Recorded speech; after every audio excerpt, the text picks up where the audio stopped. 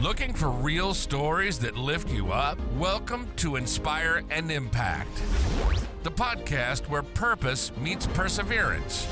This is where transformation begins, and your story continues.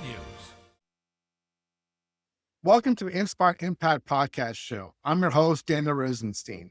Today I have the honor of interviewing Larry Kesslin. Larry, thank you so much for coming on the show today. My pleasure, Daniel. It's a pleasure to be here, and thank you for the opportunity. So Larry, can you kind of introduce yourself and tell us, the audience, a little bit about who you are? Who I am. It's an interesting question because I talk to a lot of people about separating what they do from who they are from why they do what they do. So who I am, my values, I'm a very purpose-driven human, very intentional, and I've been an entrepreneur for 32 years, had a corporate career for about 8 years with GE and Westinghouse, right out of college, graduated with a degree in engineering. And after that stint, about a little less than 5 years with GE, I went on a 1-week volunteer program for 85 inner city kids, saw all these kids that were from the Lower East Side of Manhattan to LA to Denver to New Orleans that had so much less than I did, and they were so much happier than I was. And I realized that what I was doing needed to change. So I went on my entrepreneurial journey the last 30 years, 32 and a half years have been amazing. I have gotten to meet some awesome people, been able to publish 4 books. I've done a lot of traveling, been to a lot of countries. And right now I am mostly coaching and helping people in San Diego connect more deeply to themselves, help them connect to others that they need to meet, and then connecting to the resources they need to leave this planet better than they found it. Great. Thank you so much for that introduction. So I want to touch upon, like you mentioned to me earlier on, that you went to Uganda, and then for some reason that stuck in my head is one thing that really stood apart is I find that an interesting place to travel to. I haven't met that many people that travel to Uganda. Usually people tell me to travel to Italy, Hawaii. It's Right. not one of the top destinations, or Thailand even. What inspired you to go to Uganda of all the, instead of Hawaii or... I've been to all those other places for vacation. I went to Uganda to bring computers to rural villages in eastern and northern Uganda. I was with a nonprofit. My business was doing exceedingly well in 2011, 10, 11, 12, 13. And I went to Uganda in 2012. And that trip, I went bringing computers to try and help people from across the globe get access to the greatest library in the world. And what I realized when I was there is that most of the people that I met, especially the ones in the rural villages, were happier than most of the people I meet in the United States that have so much more. And when I got back from that trip, I was there for close to a month, I think 24, 25 days. And I got back and I went to a conference 7 weeks later. And at that conference, I was asked 3 questions that changed my life. And those 3 questions was, what is poverty? Who gets to define it? And why are we trying to fix it? And for some reason, right after that happened, my head kind of exploded. It was like, I could not conceive my definition of poverty the way that I had thought about it in the past. And what I realized is the people that I met, when I dissected it, it took me a good 18 months to dissect what I had learned. And I did a TEDx talk in 2014 called The Disconnected, Connected World. And what I distilled was that those people were just impoverished. And honestly, Daniel, I think in many ways, we in the United States are poor because we're focused on rugged individualism and sitting in our own little space and not being connected to others, that we miss the opportunity of life, which is all about deep human communication and deep human connection. So that's what I experienced in Uganda. And I didn't go there to do that. I went there to change their lives. And what I've learned on my journey is that the more that I give back and the more I be of service to others, the more I learn about what's really important in my life. So what about people that you met, like in Africa? How do they understand joy and happiness? I think they're so not focused on what. So in my book, I have a book out called The Joy Molecule, and I define joy as knowing what you are, who you are, and why you are. And I say that because I think that inner peace is synonymous with joy. And you have inner peace when you have the answers to what, who, and why. And I put them in that order based on our levels of connection. Like a what connection is kind of a weak connection. You get to know somebody, where they're from or their favorite sports team, and that's nice, but it's not lasting. A who connection, which is around your values and your essence, that's a better connection and that will last longer. But the why connection to me is the deepest of the connections. So what I experienced in Uganda, I think they had joy because they were deeply connected to each other, that they knew the difference between a want and a need. My last book was called Success Redefined. And the working title before I published it was When Wants Become Needs. I think that what I experienced was a culture of people that had what they needed. And in the United States, I hear all the time, I need this, I need that, I need this, I need that. And the question is, what is a need? And I think they had joy because they knew what they needed. And I boil it down to 7 things, maybe 8. So food, water, shelter, safety, love, air, and health are the things that we really need. And for some of us, we need sex. So if we put those as 8 needs that we have, everything else is a want. So when you put things into buckets of want versus need, life becomes so much simpler and it's easier to be happy. But happiness is a momentary feeling based on your circumstance. Joy is something totally different. To me, joy is an inner knowing. And it's this process of knowing deep down that A, you are 100% loved, B, you are abundant, C, that you're just filled with gratitude. And the last piece is that our being lives in neutrality. Our mind is the one that creates everything else. And that's what I've been studying for the last decade is why does my brain want so much control over this being I call a body, a human? And the reality is that our mind is not us. We are a creature that has a mind, has access to a mind. And I think in those cultures that I've visited, so I've visited more than just Uganda. I was in Uganda and Kenya on that trip, but I've also been to Thailand. I've been to Nicaragua. I've been to places where people would say they're poor. And I can tell you that in every situation where I go to places where people are poor, they have more calm, they have more sense of peace than we do. And I think a lot of it's because they're not as focused on the what. They're more focused on who and why they are. And they're just able to be. So we are a culture that is focused on doing and having. But at the end of the day, the place we need to look for us to find this joy is inside of us, not externally.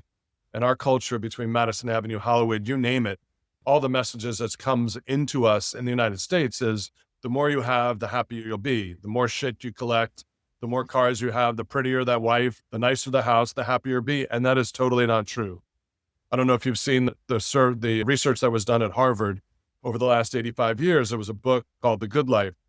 And after 75 years, they studied 400 plus Harvard graduates, and they studied 400 plus just men from Boston. And after that study, after 75 years, they could tell at 50 whether somebody would be happy at 80 based on one single criteria. And that criteria was the quality of their primary relationships, not just their spouse, but they needed a relationship beyond their spouse, and they needed to connect deeply with other people. Those people had full, rich lives. The ones that were isolated and alone, they were not very happy at 80. So if that's the direction that we go, I think these people were happy. I can't say adopted. I've supported heavily a young man who I met when I was in Uganda. His name is Armstrong. And he was 24 when I met him. He's now living in San Francisco, married with a couple of kids, and travels back and forth between Uganda and the United States. And he told me, he says, when he's in Uganda, if something really bad happened, the community would take care of him. There's no questions. In San Francisco, if something really bad happens to him, he has no idea who's going to take care of him. And I've had this conversation with lots of people about different cultures, about how we care for each other. And the United States is the most philanthropic country in the world when it comes to dollars donated. And I think the reason we do that is because we're so isolated. In other cultures, there is no such thing as homelessness. There's no homelessness because the community just takes people in. In the United States, no, this is mine, my house, my car, what is my? So I think that's the difference. You ask where the joy comes from. I think from a sense of knowing that they're taken care of, from a sense of knowing of being part of something greater than themselves. Why do you think so many people, they get onto this bandwagon, self-development bandwagon, questioning bandwagon, who they really are, what's their real meaning in life? And so either they get a lot older or there's like a crisis happening where, they call it the midlife crisis. Sure. People reach like 40 or 50, like, well, I've been doing the same job, for whatever amount of years. And all of a sudden they wake up one day, like, what the heck have I been doing? Or, what's the real meaning of life? Why do you think people wait for like a crisis situation or like until they really get so much older, to really start asking these important questions, like who they are and what's their meaning in life, all that jazz? In my book, I have something I call the 20-something rule. And I believe that from birth to 20, the world teaches you who it wants you to be. And I think the question you're asking is, when do people question their training? And I believe that most people just accept what was taught to them from Madison Avenue, Hollywood, their parents, their siblings, their friends, all the things that they learned about in their childhood, they accept. It's called our identity. It's identity and ego. The book itself, The Joy Molecule, is 8 stories of 8 amazing people I've met over the last 13 years of my life. And 3 of them are challenged athletes. I did a bike ride from San Francisco to San Diego on a tandem bike with a blind gentleman. His name is Jeff Mata. And Jeff lost his sight at 26. Moon Tucker lost her arm in a motorcycle accident. By the way, Jeff happens to be a world champion jiu-jitsu competitor, blind triathlete, and he's on the U.S. judo team for the Paralympics in 2028. So he just happens to be blind. He's a phenomenal athlete. Moon Tucker lost her arm in a motorcycle accident, and she is now a world champion archer. She retired, but she was using her right arm to hold the bow, and she would pull back the arrow with her teeth. And she was world class at that. Only woman to ever make the U.S. Paralympic archery team, compound archery team. And then the last story is Joe Delagrave, who's going to write the next book with me called The Identity Illusion. And I think what you're asking is, when do people question their identity? That's really what you're asking, is that we are building this identity from birth. And the identity is built in order to feel comfort and safety. And it's not a bad thing. I have an identity, but I know that I'm not my identity. I'm a being that has an identity. And that's the question that people ask. And it usually takes something to say, my life is not what I thought it was. So Joel Delagrave breaks his neck at 19, becomes a quadriplegic. He's 6'6", 260, playing tight end for Winona State in Minnesota. And now he's a quadriplegic. His entire sports identity was ripped from him. And then 11 years later, at 30, he's on the U.S.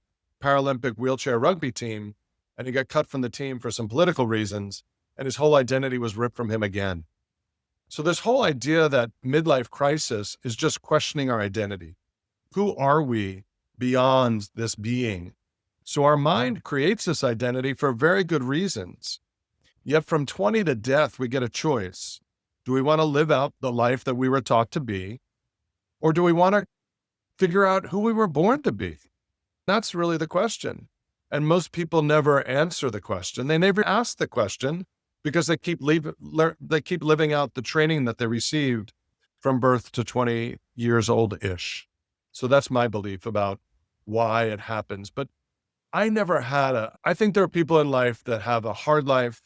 Some spirits have an easy life, and some people have a challenging life. I believe mine's been mostly easy with some challenges. But there are people out there that have had a hard life. And some people will quit. Their spirit just says, I can't grow anymore. So their body will grow up, but they'll just live as a child in an adult body. Some people will numb it with alcohol, drugs, and become drug addicts. And some people say it's too hard in this lifetime, so I'm just going to end it. And that's suicide. So many people get to that place where it's really hard, and they get to the other side and they say, wow, I can handle a lot more than I could, which is that identity you created is no longer necessary to keep you safe.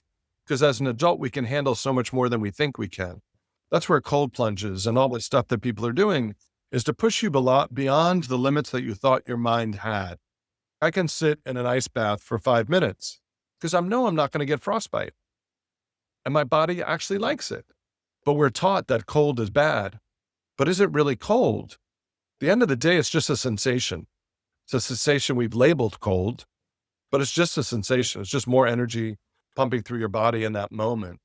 So there's lots of ways that people can look at things, but to your question, it usually happens in your midlife because you've had kids and you're realizing that you're not your kids and your happiness is dependent on them, and all these things start happening. I can tell you, I am so blessed.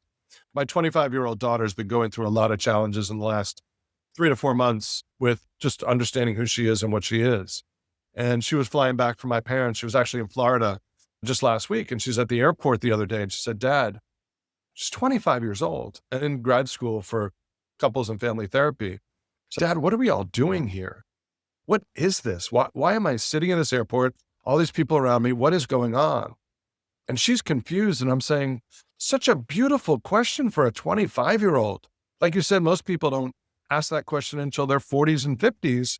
And here's a 25-year-old asking that question now, saying, that is such a beautiful question. And she's concerned and scared. And I'm like, why are you scared? That question alone lets you say, I inherited stuff from my dad, and I inherited stuff from my mom.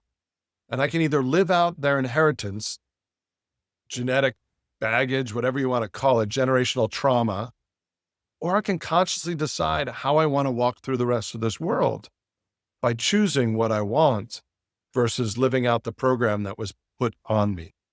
So I just think that we are an interesting animal to believe that we know more than anyone. The United States, to me, the biggest issue that we face is this construct of rugged individualism. Is when I talk on stage, I talk about this thing. I use the door as a metaphor. And when you're sitting in your comfortable room, you drive your car into your house, you close your garage, and you and your spouse raise your children together. Is that how we were supposed to do it? My son had some challenges around 15, and he said to me, he met a bunch of guys. He says, this guy reminds me of this part of you. This guy reminds me of this part of you. This guy reminds me of this part of you. And they all have different roles in his life now. I'm like, I had all those roles in his life. Is that healthy? So over the next year and a half, I introduced him to a dozen to 15 other men that I thought had shared values with me. And one of them is coming to his wedding, has become his financial advisor. He's not a professional financial advisor, but whenever he has money questions, I'm like, no, don't ask me about that. Go call Andy because he's going to give you feedback. He's much better at it than I am. And it relieves me to be his dad and not have to be his financial advisor and his motivational coach and his life spirit coach. I helped him find people that could do that for him. So it wasn't me. No, in the last 50 years, like I mentioned before, there's been a huge boom in the personal development industry. I think like Napoleon Hill wrote his book, was it like 1950s, Think and Grow Rich. Yeah. Thinking and Grow Rich. And he wrote a few other books as well. And there's been like thousands of books, anything from like Tony Robbins to Grant Cardone and, a million other authors. So there's so many personal development books out there. What compelled you to write your own book called The Joy Molecule?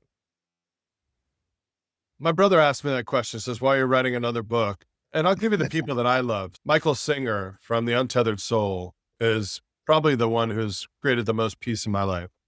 And he said that the world's unfolding perfectly every moment of every day. It's just not meeting our expectations. So why do I write a book? Abraham Maslow was an amazing man.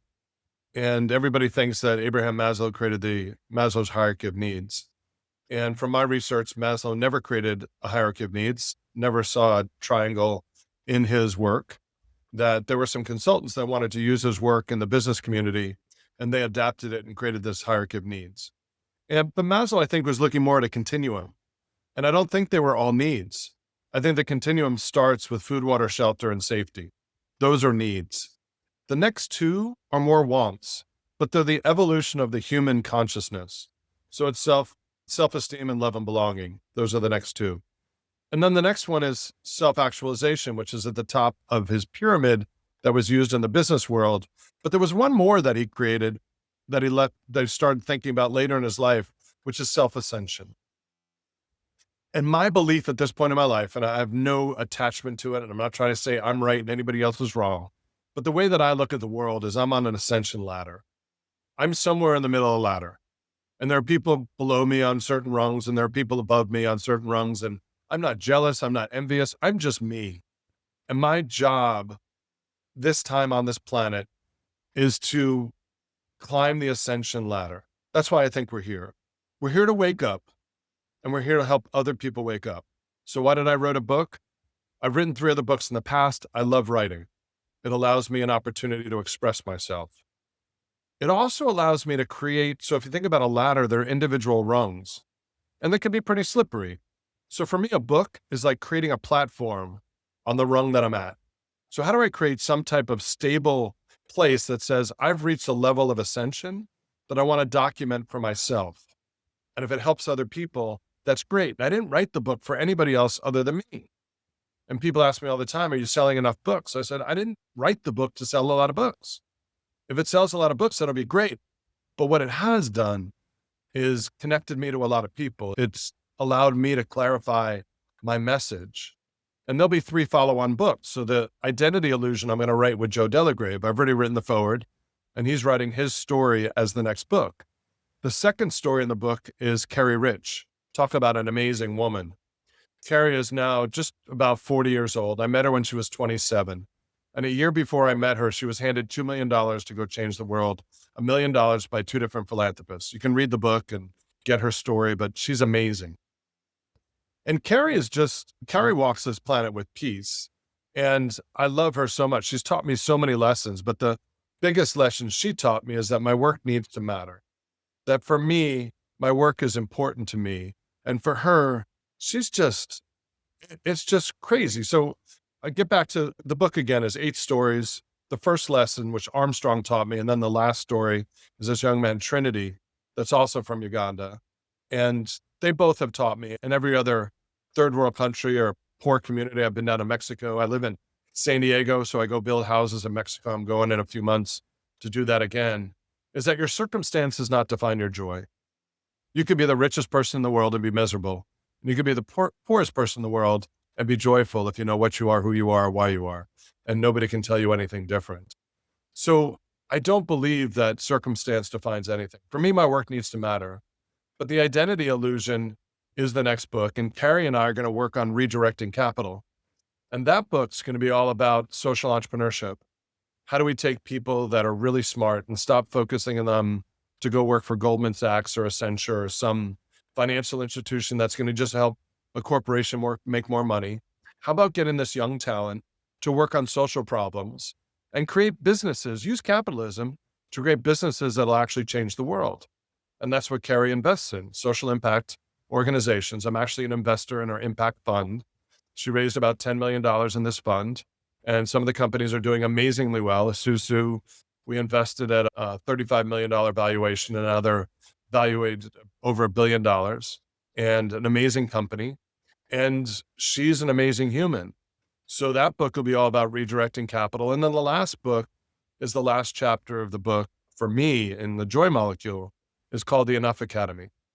So all of this is about helping people understand that when you don't blame your circumstances for your joy, when you do the work that you love and you are meant to do, that you understand that your identity is just that, it's just an identity, and you know what enough is, then life can be peaceful. And I enjoy helping people find that. And there's a million books out there and tons of New York Times bestsellers, and I didn't write this to become a New York Times bestseller. For me, it's to create that platform. It helps me not go backwards, because life is a collection of lessons, and we get to learn those lessons. And when we forget the lesson, we get it back again. So I guess I write the book to not forget the lessons as much as I can. So earlier on, you mentioned that you define joy as what you are, who you are, and why you're here. Why do all 3 things need to be aligned? Yeah, if you're just your what, then you're a walking resume, and that doesn't serve. I know a lot of people like that they really don't have any defined values and they have no purpose. So they're just a resume. They're fun people and you can have a lot of fun with them, but I find a lack of depth. If you're just focused on your who, if you're just focused on your values and you have no purpose and you really don't know what you do, then you're kind of just you're really not a complete human the way that I'm looking at it right now. And that the who part is valuable, but by itself doesn't really help. And then there are a lot of people that are very purpose-driven that have no sense of who they are, and they have no real way of walking in the world that can produce an income that can pay for their way of life. So I've been saying for 10 years here in San Diego, I had a nationally based business for 20 years. And I moved to San Diego 5 years before I walked away from that business. And I wanted to redesign my life in San Diego. And people said, who can I introduce you to? And I said, it's not a who. What do you mean it's not a who? I said, I'm looking for a psychographic. And I told him I was looking for self-aware, world-changing, get shit done dolphins. So I have this construct of sharks, dolphins, and sharks that dress up as dolphins. And the question you ask is, why is it important to have all three? Is because individually, those things don't have a lot of value by themselves. And for 10 years in San Diego, I have tried probably 6 or 7 different business models to try and figure out how to make a living. I was always very clear on my who and always very clear on my why. I'm here to leave this planet better than I found it and find others that want to do the same. But my what has been so confusing to many people around me. But when you get your what aligned with your who and aligned with your why, you have so much peace because nobody can come up and tell you that you're a jerk and you don't know. You know who you are and you can adapt and you're present and you know that there's an opportunity for learning all the time. I was just talking to my girlfriend this morning and she had some really valid points about how I experience the world and how it affects her. And sometimes I'm pretty oblivious. I know that's how I'm wired, but it also makes me an incredibly effective entrepreneur. So now I have to balance those things. So one of those things by themselves doesn't have as much value as all three together. And when they're aligned, and when you lead with your why, and you understand your who and your what, to me, that's when that's when life becomes incredibly joyful and simple and peaceful. Just wake up in the morning and be. You don't have to prove anything to anyone. I'm not performing anymore. I've performed for over 6 decades, trying to prove to people that I was something. And now it's not that important. What's important is being myself and figuring out what that is and going inside and saying, what's most important to me? And how can I be the best person that I know how to be? And that evolves every day. As I mentioned before a few times already, that, we've had this self-development boom for the last 50 years. It's been going on for a long time. And millions of people have written books, or there's thousands of people write millions of books, whatever way you want to phrase it. And we live in an information age of Google and ChatGPT and Gemini. And so we live in this information age where there's like unlimited amount of information. And he said you can travel into the world by hopping on a plane. You can ask ChatGPT on their phone, what's the meaning of life? But yet, there's so many, why is it, I'm asking you this question, why is it so many people still struggling with these questions when we live in this information age with this, millions of books you can just Google, you don't have to type in anything anymore. You can just, speak in your phone. What's the meaning of life, ChatGPT? Or Claude AI, tell me, who is my real identity? Why is it we're still stuck, as a collective being, or a lot of people are, that, there's so much information, how come not everybody's reading the person we just talked about? I'm sorry, it's just one blank. Well, good. I think the question you're asking is, I think that some people are asking the wrong question. And they're asking, how do I fix the outside to make the inside feel better? And that's not the direction, but that's the direction of I followed Tony Robbins in the early 90s. I don't buy into neurolinguistic programming. I don't buy into change the package and the inside will follow. I think it's the inside job. I think you work on the inside first and then your life. So there's a concept of be, do, have. Be the person you want to be. Do the actions that person will be. And you'll have the things you want. But our society is taught to have, do, be. So half the self-help books are just packaging. They're telling you how to package yourself so you can fit more into society. I look at Michael Singer, I look at Thich Nhat Hanh, I look at the Dalai Lama, I look at even Eckhart Tolle. There's a lot of people that are working on the inside work that talk about life is unfolding perfectly every day, is Michael Singer's favorite line. It's just not meeting our expectations. So this whole idea of neutrality and being love and being present, time is a construct we make up. Money is a construct we make up. They're not real. They're only real because we make them real. The only thing that exists right now, Daniel, is this individual moment. That's all that exists. The past is just the past. The future hasn't come yet. This is the only moment. We create time. We create money. We create systems to allow us to fit into a society. So the reason that there's so much self-help is because there's so much pain. And some of the pain is confusing. And the messaging back to them is confusing because some of the self-help books are about change the outside, the inside would follow. And I just don't believe that's where it is. And I tried that for decades, and I never had any peace from it. I have a lot of peace today. I'm still a flawed human. I still do shit that people are like, why'd you do that? But now I can look at it and objectively say, do I want to continue to do that? And then it's about restructuring habits. How do I break a habit? That's a whole nother question, a whole nother topic. But without knowing inside, many people will call it a samskara. Eckhart Tolle calls it a pain body. From the time we were born, think about our belief system. And I don't see a lot written about this, but this is where I work with my clients. My belief system was made up by everything I've seen, heard, felt, touched, observed for my entire life, from the time I was born until today. I came out of my mother's womb, this pure, innocent, joyful being. And I've learned all these things since then, and that has become my belief system. And it's not even what I've observed, Daniel. It's my interpretation of what I've observed. And I'm one of 8 billion creatures on this planet that call themselves human.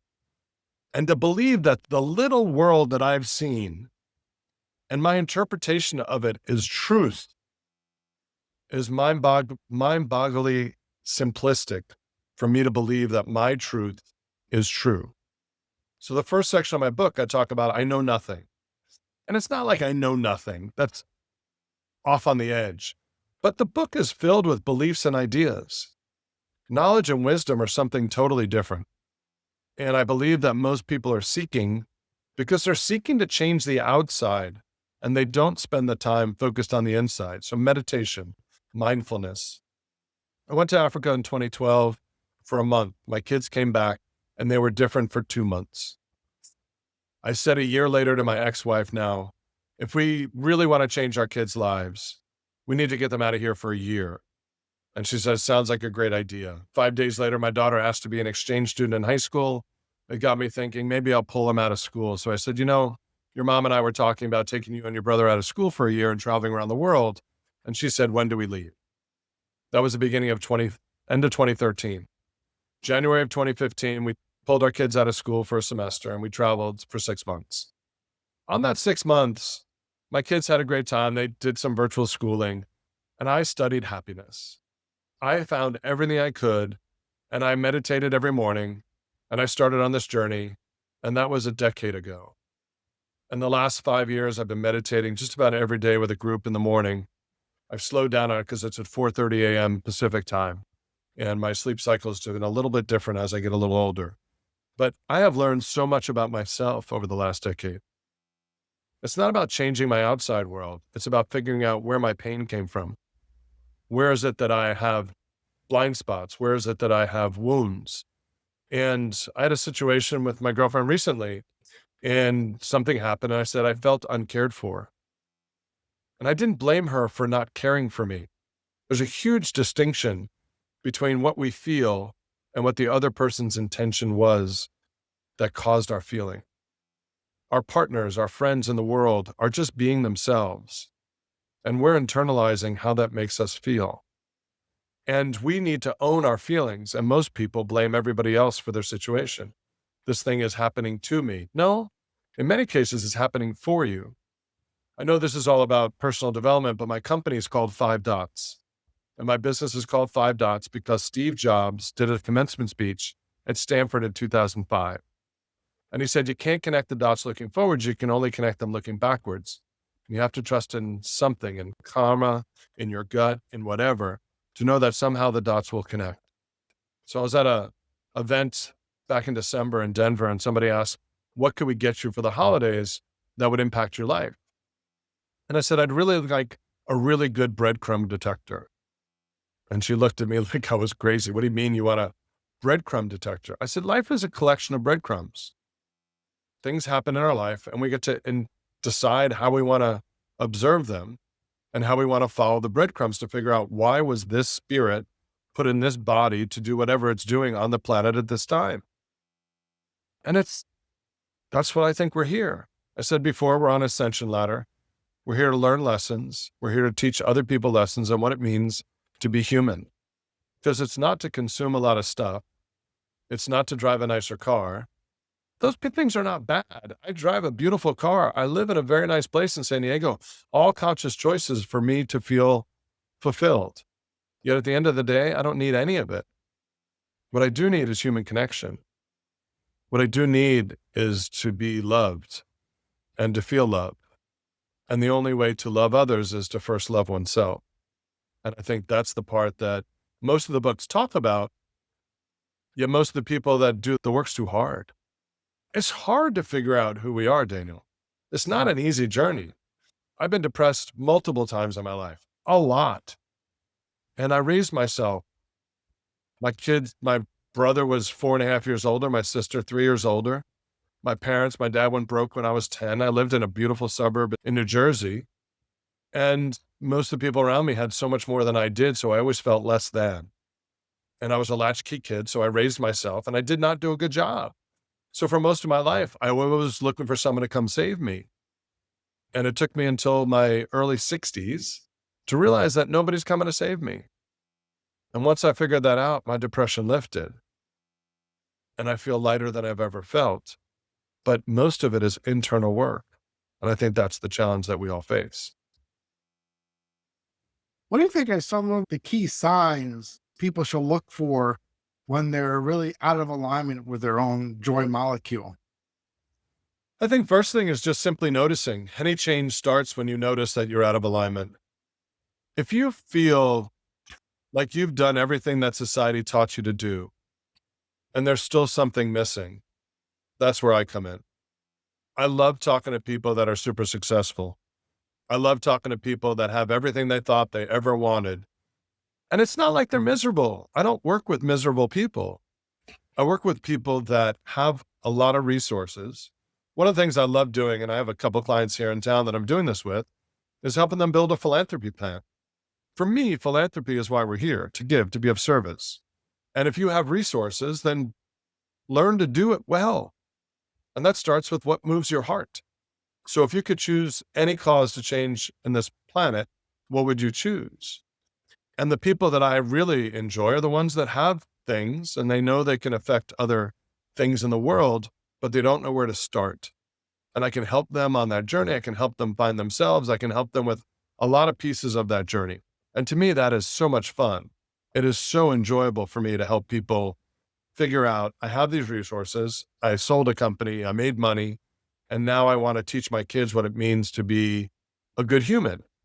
So what causes do we care about? Let's go do some exercises around that.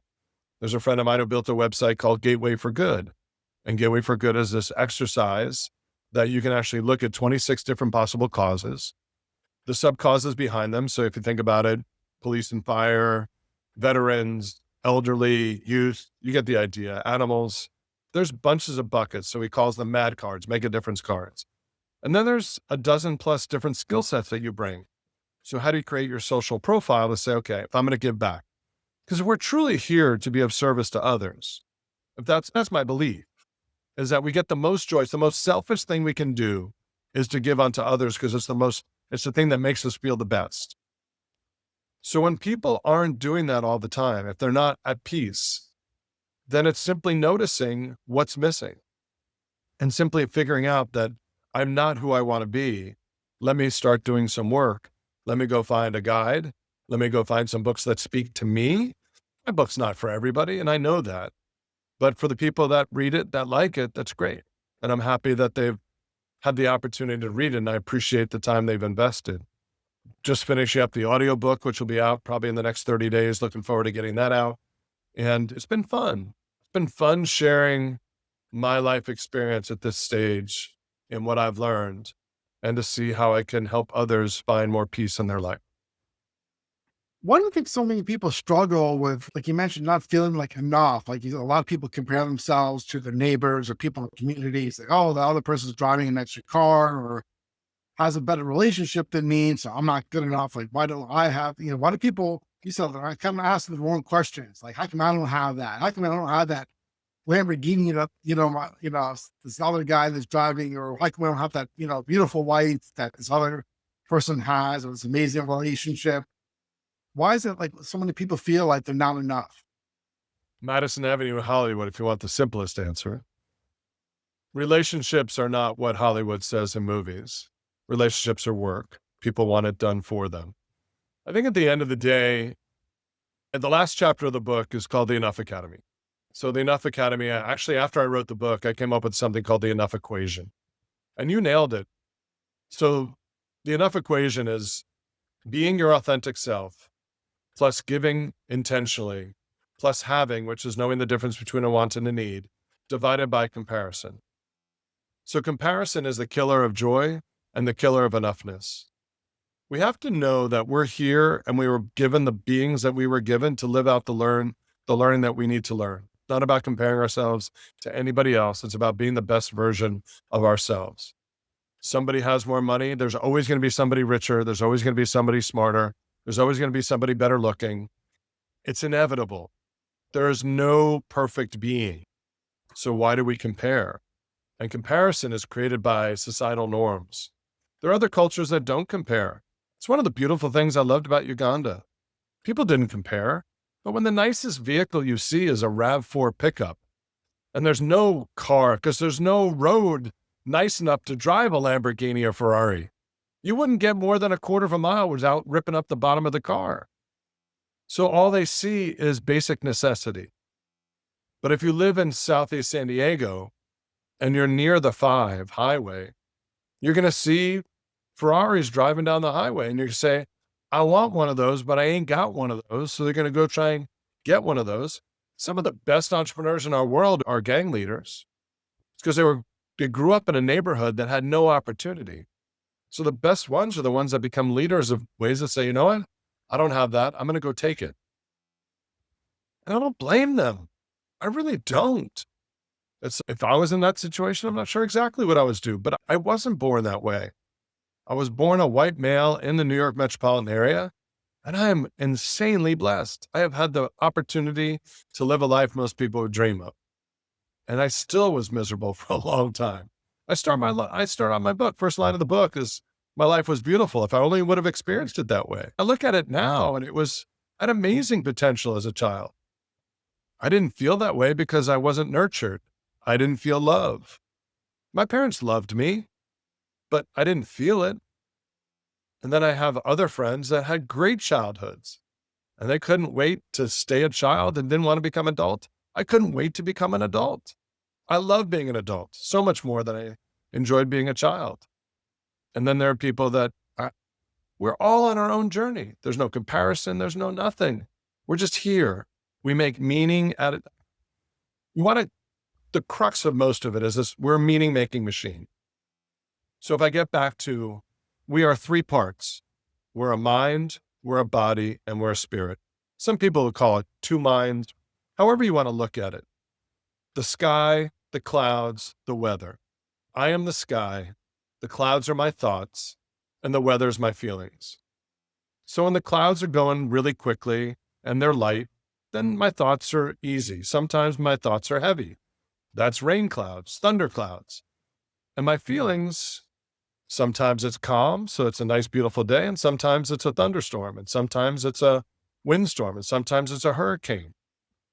But I am not the clouds, and I am not the weather. I'm the sky. And when you can separate those 3 things, when you realize that I am the viewer of my thoughts, and I'm the observer of my feelings, and I get choice or agency over those 2, then I can make different decisions in my life. And that's where I think most people get caught, is that their identity, who they believe they are, is created by their mind, not the one observing their mind. I know that might be a little bit deeper than most would want to go, but to me, that's as simple as I've been able to make it. And this whole idea that our belief system is made up of the interpretations of the things that we've seen in our lifetime. So what is a belief system? At the end of the day, what needs to happen, and what happened for me and what's happened to a lot of people, is your belief system gets destroyed. You asked earlier about why midlife crises happen. It's because something happened that blew up the most basic, fundamental part of our belief system. Cancer, I got sick and something happened, or I got in a nasty car accident, I almost died, or I had a near-death experience and I saw things I never could have imagined. For me, I've been through a bunch of psilocybin experiences and I've seen my spirit leave my body. And I know I'm something more than what I thought I was. So when your belief system is totally rocked, it's okay, then who am I? If I'm not what I thought I was, if I'm not this identity that I've created since birth, then who am I really? And the earlier you can ask that question, the easier life becomes. Now, we've been talking a lot about personal development, but not everybody's into personal development. I met people that they're very driven, purposeful driven about making as much money as possible. That's all they care about. They have here like a job and they want to move up the corporate ladder, or they have their own business and they want to, grow their business as much as possible, or they're, have a side hustle or whatever, freelancing work they do. That's what they only focus on. And they don't believe in giving to other people. They say, hey, why should I give to other people? Because nobody ever gave to me. And it's not my responsibility to give to other people. People should just, figure out on their own how to make their own money. What do you think those people, that mindset that they don't care about personal development, they don't care about making money, and that's their purpose, that they think in their mind, that's the meaning of life, is to make as much money as possible, because their purpose is to get ahead. And the only way in their mindset, the only way to really be happy is usually to have that to have that Ferrari, to have that relationship, to have $1 million in your bank account. And that's all there is in life. So what do you think those people are missing out? And how do you try to talk to somebody that's really not even open to these self-development concepts? I don't. I have no need to convince anybody that I'm right and they're wrong. I appreciate the way that they live in the world, and I just try and love them as much as I can. And they're not going to be my best friend. I have no need to change them, and I have no need to tell them that they're wrong. I can ask questions. How is that working for you? And if they're truly happy. I was on a call yesterday morning and I'm talking about the things I talk about, and there's a lawyer on the call and I like him. He's a nice guy. He says, I'm happy just taking care of my family, making enough money, doing a little bit of philanthropy, but really my philanthropy is my family. I'm like, great. I'm not judging that. I have a friend who's a numerologist and he uses a deck of cards. And the first time I sat down with him, my two cards are the Ace of Diamonds and the Queen of Hearts. And the Ace of Diamonds is, I'm a leader. That's my natural state, September 10th. That's the card of the September 10th.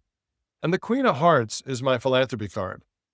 For some reason, my parents were not very philanthropic. Neither was my brother, and neither is my sister. But I am. And I have no judgments about those that are not. I used to, but I don't have judgment anymore. There's no reason for judgment. That's how they were trained. And if that's how they were trained and they're going to go to their grave with that training and they have no desire to question it, I'm not the one to question it. I'm really good with the people that are already asking the question. And they look at me and they say, I would like to live a life somewhat. I see how you treat people. I see how you walk through the world. I see how you stand on stage and talk to people. I want to learn more about how you do that. Because there's many times in my life where I was preaching and telling people, this is what you need to do in your life. And that didn't work either. All I can do is be myself. All I can do is love everybody I interact with. Do my best not to judge them, but it's hard as a human not to judge. Because the person we judge the most is ourselves. So if I just let those people be, then I have no need to change them. And I have no need to tell them that personal development's the answer to all their prayers. Because I don't know anything. I really don't. I'll tell you, once I'm dead, maybe I'll know, but even then I don't know. We have no idea why we're really here.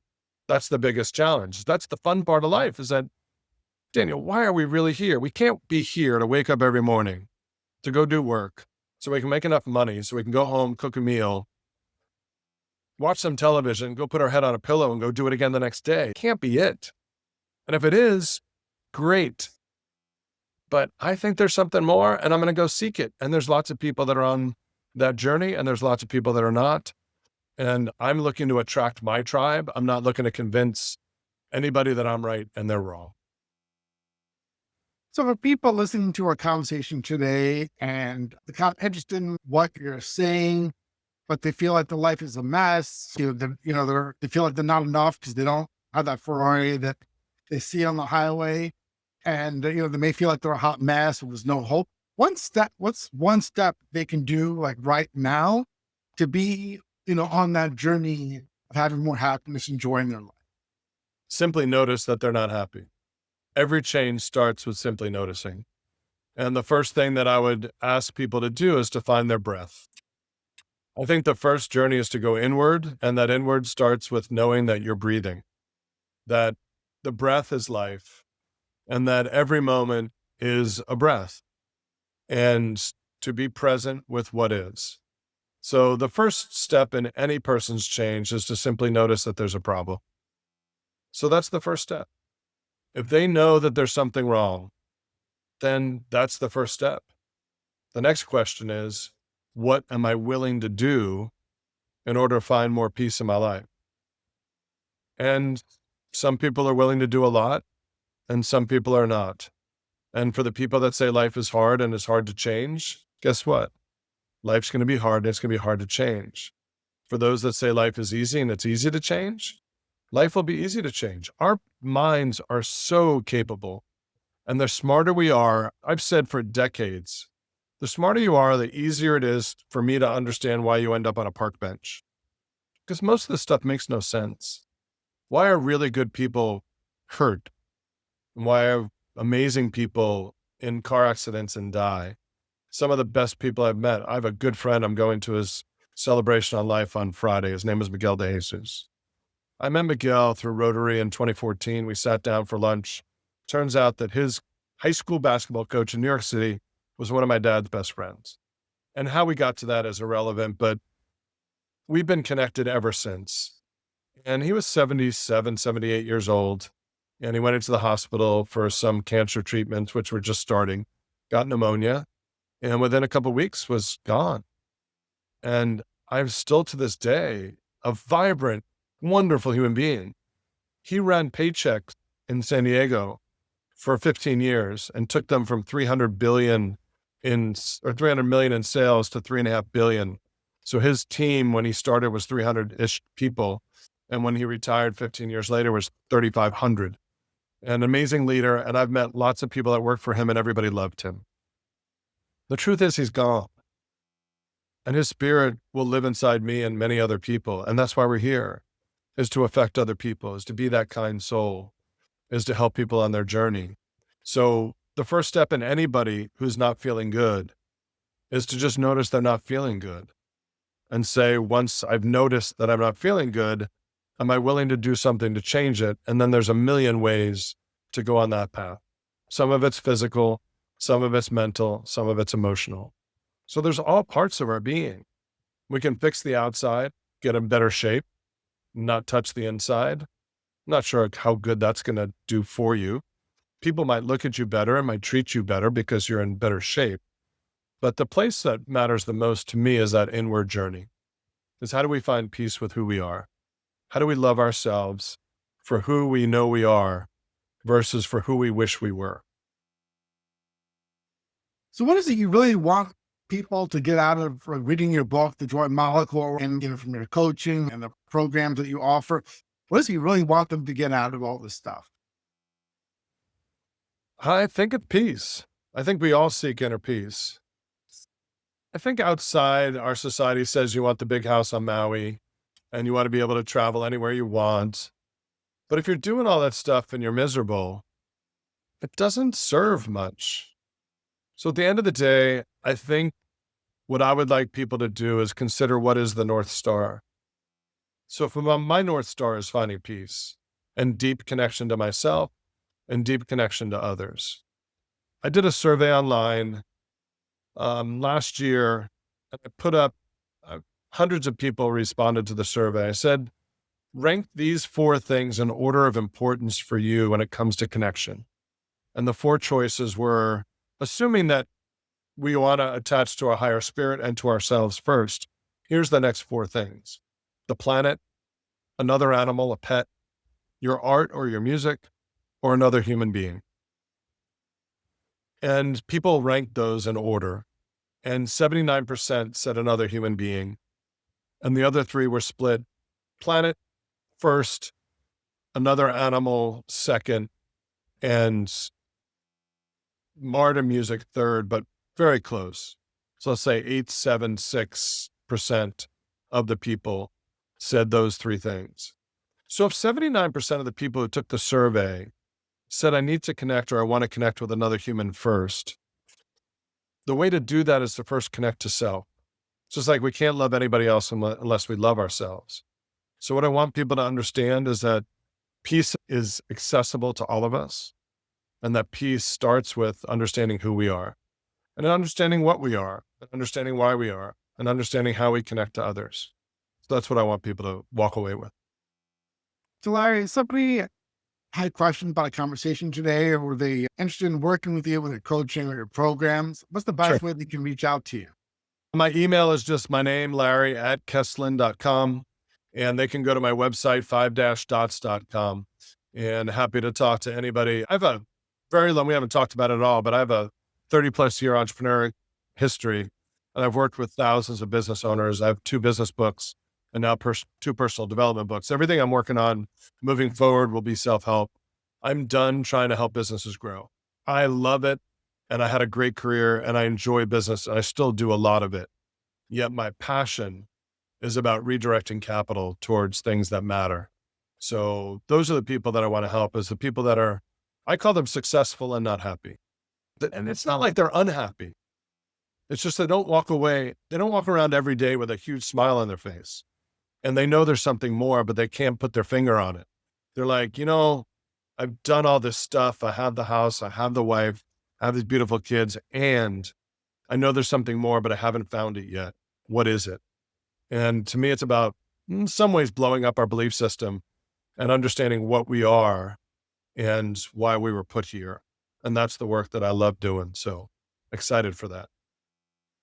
Well, Larry, I want to thank you so much for coming on our show today. I find you a very fascinating person, and I really enjoy listening to about your experiences, as well as your philosophy and your understanding of life. I learned a lot. I'm sure a lot of people in the audience did too.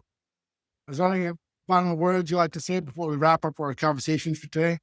Just thank you. And the fact that you enjoy the conversation is, for me, that's the win, is that I'm here to, I love educating people about what I've learned, and I love being a student. So thank you all for listening to this podcast, and support Daniel on his journey. He deserves it.